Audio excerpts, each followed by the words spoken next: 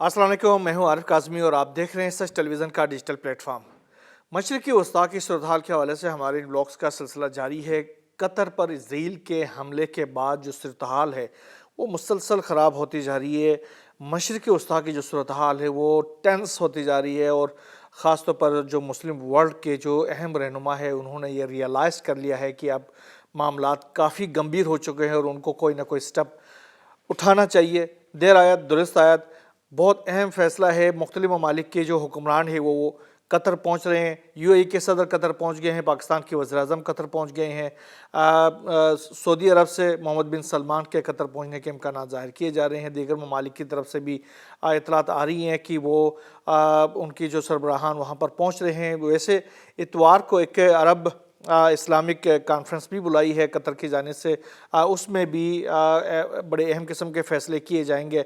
और ये जो हुक्मरान वहाँ पर पहुँच रहे हैं वो कतर के जो सरबराह हैं शेख तमीम, उनके साथ मुलाकातें करेंगे और उसके बाद उनके साथ तमीम अल सानी के साथ मुलाकातों में इसराइल के जो हमला था उसके ऊपर अपने तहफ़्फ़ुज़ात का इज़हार भी करेंगे, उसको मज़म्मत भी करेंगे। उसके साथ साथ हम ये उम्मीद भी रखेंगे कि ये तमाम जो हुक्मरान वहाँ पर कतर के साथ इज़हार ताज़ियत के लिए या इज़हार यकजहती के लिए भी गए हैं तो कम अज़ कम वहाँ पर कोई अहम फ़ैसला करके ही उठें जो कि आने वाले दिनों में, आने वाले वक्तों के लिए मुस्लिम वर्ल्ड की जो सूरत हाल है उसको तब्दील कर सके।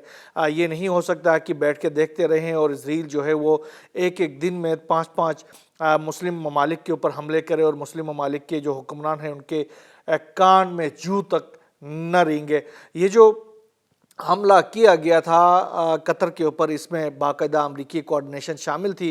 अमेरिकी एमा के ऊपर ये हमला किया गया। अमेरिकी जो सदर है डोनाल्ड ट्रंप, उनकी बाकायदा कोऑर्डिनेशन के तहत ये हमला किया गया। इन ममालिक कतर की जानिब से देखें अमेरिका को कितने मराद दी गई हैं, ट्रिलियंस के हिसाब से अमेरिका के अंदर जो इन्वेस्टमेंट की उनको यकीन दहानी की गई। इन्वेस्टमेंट वैसे पहले से भी इतनी ही तकरीबन है। और इसके बाद सऊदी अरब की तरफ से देखें कितने ज़्यादा मराद डोनाल्ड ट्रंप को दिए गए। अपने इस्लामी तशख़्ख़ुस तक को उन्होंने उनके सामने लाकर ज़हर कर दिया। लेकिन उसका नतीजा क्या निकला? अमेरिका ने, कतर ने, इसराइल ने मिलकर कतर के ऊपर हमला कर दिया और दीगर ममालिक के ऊपर खतरे की घंटियाँ जो है वो इस वक्त बज रही हैं। इस तमाम सूरत हाल में भी अगर आप देखें तो दो ममालिक की जानिब से जो स्टेटमेंट आया है, क्लियर अगर स्टेटमेंट की बात करें तो वो दो ममालिक की तरफ से आया है कि ईरान की जानिब से, दूसरा पाकिस्तान की जानिब से। ईरान की जानिब से क्लियरली कहा गया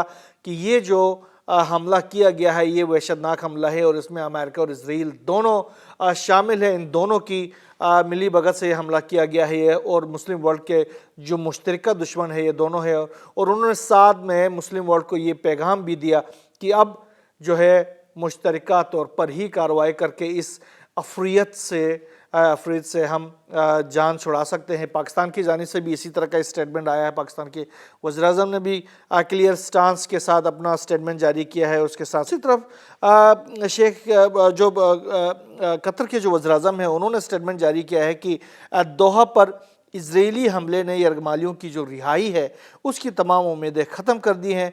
हमास पर इसराइली हमले से यरगमालियों का जो मुस्तकबिल है वो तारीख हो जाएगा।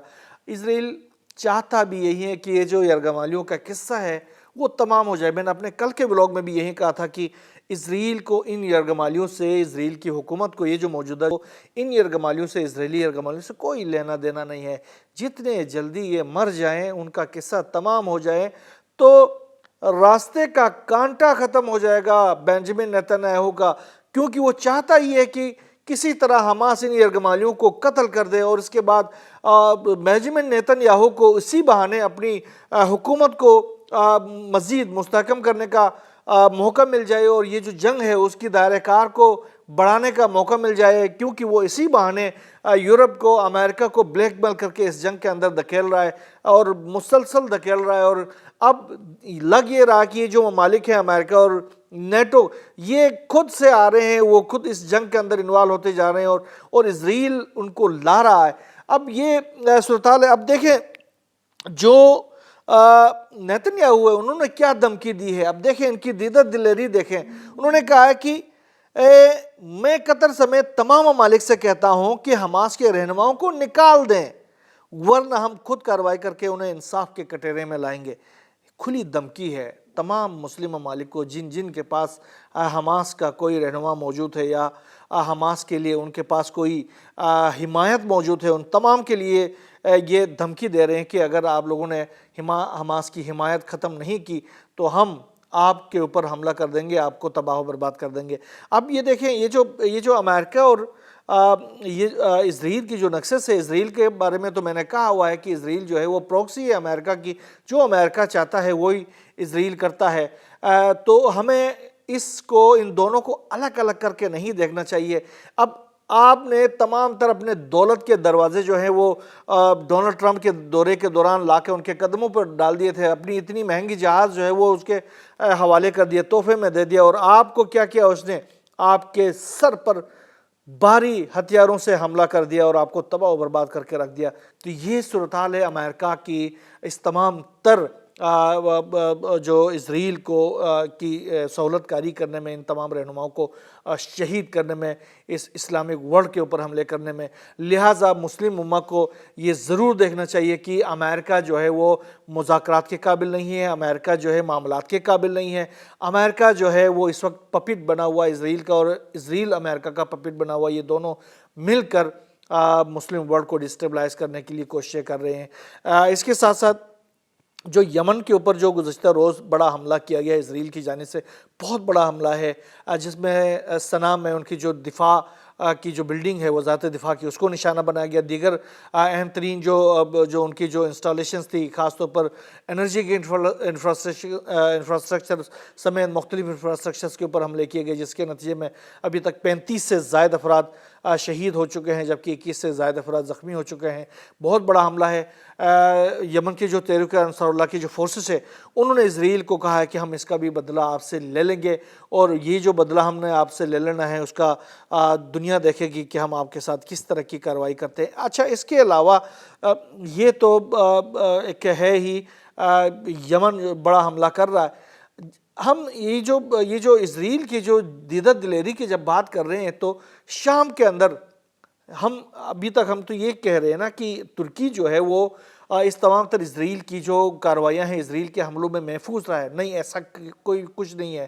اسرائیل نے بہت بڑے حملے کیے ہیں شام کے اندر ترکی کے انسٹالیشنز کے اوپر۔ یہ جو لازکیہ کے اوپر جو حملے کیے گئے گزشتے دنوں میں، وہاں پر ترکی کے جو فوجی ہیں وہ مرے ہیں، ترکی کے جو مشیر ہیں وہ مرے ہیں، باقاعدہ ترک افیشلز وہاں پر مرے ہیں، لیکن ترکی خاموش بیٹھا ہوا ہے۔ ترکی کو چاہیے کہ وہ اس کا ایڈمٹ کرے اور اس کے بعد اسرائیل کے خلاف کوئی جوابی کارروائی کے لیے تیار ہو جائے۔ ابھی تک ترکی کا جو رویہ ہے اس حوالے سے وہ منافقانہ رہا ہے، کیونکہ انہوں نے اس سارے عرصے کے دوران اسرائیل کے ساتھ اپنے تعلقات جاری رکھے، اپنے تجارت کو جاری رکھا، اپنے جو بندرگاہوں کو ان کے حوالے کے رکھا، ان کے جو جہاز تھے وہ ترکی کے بندرگاہوں کو استعمال کرتے رہے، ترکی سے سٹیل جاتا رہا جس سے وہ اسلحہ بنا کر انہی فلسطینیوں کے اوپر، انہی شامیوں کے اوپر، انہی یمنیوں کے اوپر، انہی ایرانیوں کے اوپر حملے کرتے رہے، اور ترکی ان کے ساتھ تجارت جاری رکھے ہوئے ہے۔ ابھی بھی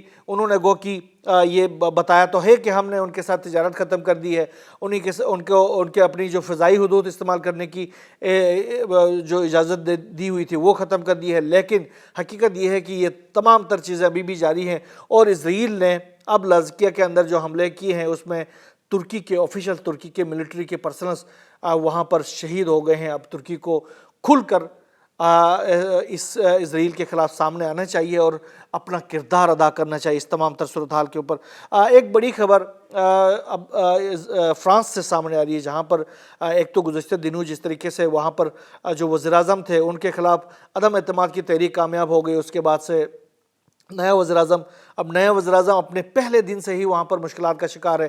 وہاں پر جو عوام کی ایک بہت بڑی تعداد ہے وہ باہر نکلی ہے، جو ٹیکس کے جو معاملات ہیں، ٹیکسوں کے جو زائد ٹیکسوں کے خلاف وہاں پر احتجاج کر رہے ہیں، اور سب کچھ روک دو کے نام سے ایک تحریک کا آغاز کیا گیا ہے، جس کے تحت ہزاروں لوگ فرانس بھر میں باہر نکل آئے ہیں میکرون کے خلاف، اور یہ جو ان کے جو نئے وزیر اعظم ہے ان کے خلاف باقاعدہ طور پر ملک بھر میں مظاہرے پھوٹ پڑے ہیں۔